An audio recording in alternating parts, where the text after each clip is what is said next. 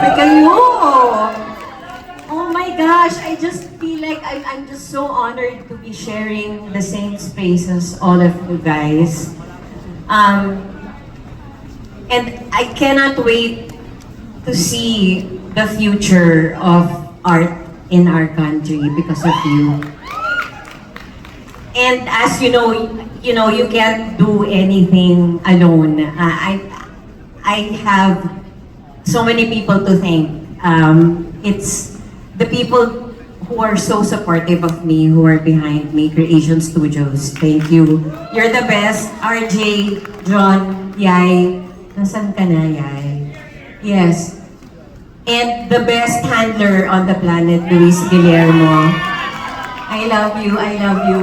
My family, my kids, the people who have trained me, who have inspired me, Tony Mabesa, Jose Estrella, all the people who I've learned from, and you guys, lahat kayo, nakaka-inspire kayo. I learn every day from you.